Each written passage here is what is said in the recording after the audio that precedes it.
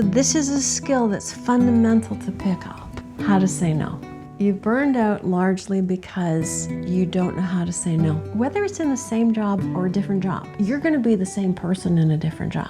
When a person goes back to work, in order to not burn out again, what we want to do is change how you respond to pressure. You burned out because you said yes to everything. When someone comes to you and says, I'd like you to take this on, the ability to say, my plate is full, I can't. Yeah, you're having an emotional reaction to that, right? You don't know how to say no. When I'm working with my clients, we start with the everyday. Say no to the people that you live with. Would you like a cup of tea? Say, no, I don't want a cup of tea. Whatever they ask you, if you want it, say no. When you're in the grocery store, would you like bags? Start saying no. The people you live with, let them know that you're going to start saying no. There'll be moments of incredible laughter because you're going to just start saying no.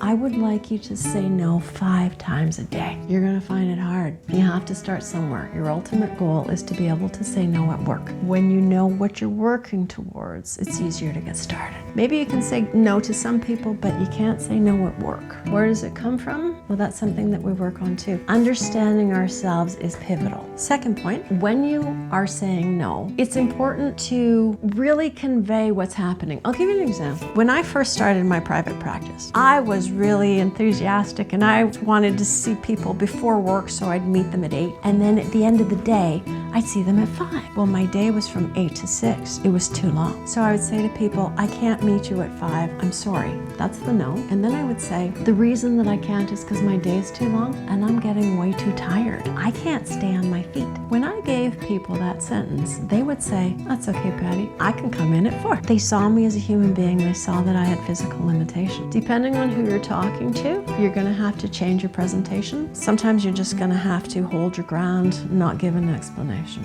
It's going to take a lot of experimentation. Realize that learning to say no is probably a year-long process, and just be patient with yourself in your learning curve. When people are in burnout, you might be asking yourself, well, why do I need a psychologist? I'm going to sleep, I'm going to pace myself. It's a lot of work to change how you move through the world and how to resist pressures, some of which are real, some of which are perceived. Please realize that you will be inelegant when you start any new skill. If you think about a child learning to walk, they fall over. In order to pick up the skill, you're going to need to accept that you're not going to do it well in the beginning. Be patient with yourself.